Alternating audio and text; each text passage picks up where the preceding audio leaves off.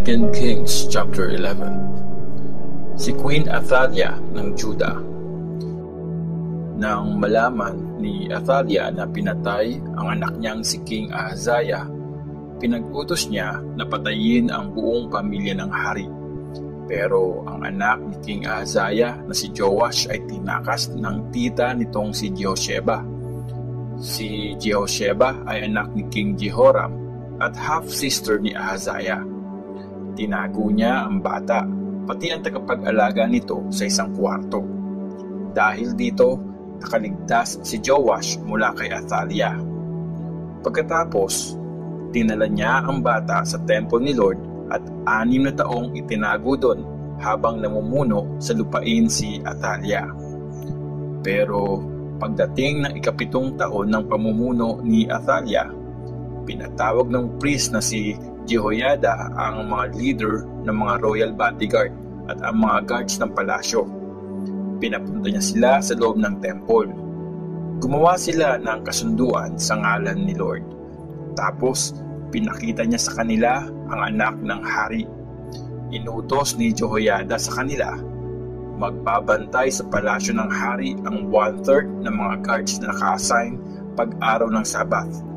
Magbabantay naman sa Sur Gate ang isa pang 1/3 at pupwesto sa gate ang natira pang 1/3 sa likuran ng iba pang guards. Para protektahan ng hari, magbabantay sa temple ang 2 grupo na off-duty pag-araw ng Sabath. Papaligiran nyo ang hari habang hawak lagi ang mga espada nyo. Samahan nyo siya kahit saan siya magpunta. Patayin nyo ang kahit sinong lalapit sa inyo. Sinunod ng mga leaders ang mga utos ni Jehoiada. Kinather at sinama nila ang mga guard na hindi naka-duty sa araw ng Sabath, pati na ang mga naka-duty naman sa araw na ito. Binigyan niya ang mga officials ng mga sipat at shield na dating kay King David at nakatago sa temple ni Lord. At pumwesto ang mga guards na hawak ang mga espada nila mula sa gawing south ng temple hanggang sa north at sa paligid ng altar at ng temple para bantayan ang hari. Tapos, inilabas ni Jehoiada si Joash. Kinoronahan siya ni Jehoiada at binigay sa kanya ang libro ng mga batas sa paghahari. Pinuhusan siya ng langis at prinoclaim na hari. Nagpalakpakan ang mga tao at sumigaw, "Mabuhay ang hari!" Narinig ni Queen Athaliah ang ingay ng mga guards at ng taong bayan, kaya pinuntahan niya mga ito sa temple ni Lord. Nakita niya doon ang bagong hari na nakatayo sa tabi ng haligi sa may entrance ng temple gaya ng kaugalian. Napapalibutan siya ng mga officers at ng mga umiihip ng mga trumpet. Nagsisigawan at masayang nag-celebrate ang mga tao. Nadismaya si Athaliah, kaya pinunit niya ang damit niya at sumigaw, "Mga traidor!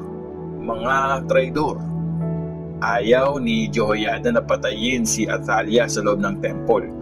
Kaya inutos niya sa mga officials ng army, ilabas niyo siya at ilagay sa gitna ng mga hanay ng mga guards at patayin ang kahit sino magtangkang iligtas siya. Sinunggaban nila si Athaliah at kinaladkad sa daanan ng mga kabayo papunta sa palasyo ng hari at doon pinatay. Ang mga pagbabagong ginawa ni Jehoiada. Pinanumpa ni Jehoiada kay Lord ang hari at ang mga tao na magiging bayan sila ni Lord. Ganon din ang ginawa niya sa pagitan ng hari at ng bayan. Tapos, pumunta ang mga tao sa temple ni Baal. Giniba at winasak nila ang mga altar at mga ribulto. Pinatay nila sa harap ng mga altar si Matan na priest ni Baal. Naglagay si Jehoiada ng mga guard sa temple para magbantay. Ginather ni Jehoiada ang mga officials, royal bodyguards, guards ng palasyo, at lahat ng tao sa lupain. Sinamahan nila ang hari mula sa temple ni Lord hanggang sa palasyo. At umupo si Joash sa trono bilang hari. Nagsaya ang buong bayan. Naging payapa ang city mula nang patayin si Athaliah sa palasyo ng hari. 7 years old si Joash nung maging hari siya ng Juda. 2 Kings chapter 12. Si King Joash ng Juda. Noong ikapitong taon na paghahari ni Jehu ng Israel, naging hari si Joash sa Juda. 40 years siyang naghari sa Jerusalem. Nanay niya si Zibiah na taga Beersheba. Buong buhay na ginawa ni Joash kung ano ang tama sa paningin ni Lord dahil sa pagtuturo sa kanya ng priest na si Jehoiada. Pero di niya pinatanggal ang mga altar sa matataas na lugar para sa mga Diyos-Diyosan, kaya nagpatuloy ang mga tao sa paghandog ng mga sacrifice at pagsusunog ng insenso doon. Inutos ni Joash sa mga priest, ipunin niyo lahat ng mga perang galing sa banal na handog na binigay sa temple ni Lord, pati na ang bayad mula sa tinakdang tax sa bawat tao, at ang perang kusang loob na binigay sa temple ni Lord. I-receive ng mga priest ang mga ibibigay na pera ng mga tao para gamitin sa pagre-repair ng kahit anong sira sa temple. Pero kahit 23 years nang naghahari si King Joash, di pa rin nagpaparepair ng mga priest ang mga sirang parte ng temple. Dahil dito, pinatawag ni King Joash ang priest na si Jehoiada, pati na ang ibang priest, at sinabi sa kanila, bakit di nyo pinaparepair ang temple? Dahil dyan, di na kayo ang ahawak sa mga pera. Instead, ibibigay nyo ang lahat ng ito sa mga taong magre-repair ng temple. Nag-agree naman ang mga priest na di na sila tatanggap ng mga pera na galing sa mga tao at di na rin sila ang magpaparepair ng temple. Tapos, kumuha si Jehoiada ng box na kahoy at binutasan ng takip nito.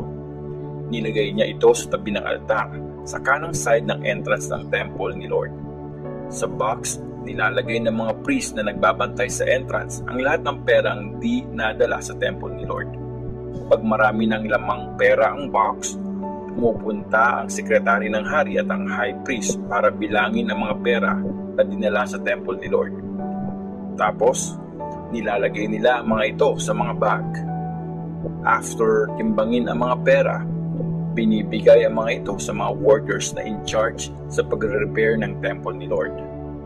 Pinabayad ang pera sa mga karpentero, sa mga workers, sa mga mason, at sa mga nagtatapyas ng bato. Ang pera rin ang pinambibili ng mga kahoy, mga batong tinapyas, at iba pang kailangan sa pagre-repair ng temple. Pero di ginamit ang perang yon para sa pagpagawa ng mga palanggana, mga pamutol ng mitya, mga mangkok, mga trumpet, o kahit anong gamit sa temple na gawa sa silver o gold. Binibigay lang ang pera sa mga workers para magamit sa pagre-repair ng temple ni Lord. Dahil honest magtrabaho ang mga in-charge sa mga gawain, di na sila hinihingian ng report kung paano ginagamit ang pera. Di nilalagay sa box ang mga perang galing sa mga offering na pambayad sa kasalanan at sa mga offering para sa kasalanan, kasi naka-reserve na ang mga yon para sa mga priests. Nung time na yon, sinalakay at sinakop ni King Hazael ng Syria ang city ng Gath. Pero nung nag-decide siyang salakayin ng Jerusalem, kinuha ni King Joash ng Juda ang lahat ng mga banal na handog na dinedicate na Jehoshaphat, Jehoram at Hazael na mga ancestor ni King Joash. Kinuha rin ng hari ang mga banal na handog niya, pati na ang lahat ng mga gold sa kabangyaman ng temple ni Lord at sa palasyo ng hari. Pinadala niya ang mga ito kay King Hazael. Pagkatapos, umalis na si Hazael sa Jerusalem. Nakasulat sa libro ng history ng mga hari ng Juda ang iba pang pangyayari tungkol kay King Joash, pati ang lahat ng ginawa niya. Nagplano ng pagrebelde laban kay Joash ang mga officials niyang sina Jozachar na anak ni Shimeath at Jehozabad na anak ni Shomer. Pinatay nila si Joash sa Milyo sa daang papuntang Silya. Nilibing siya sa libingan ng mga ancestors niya sa city ni David.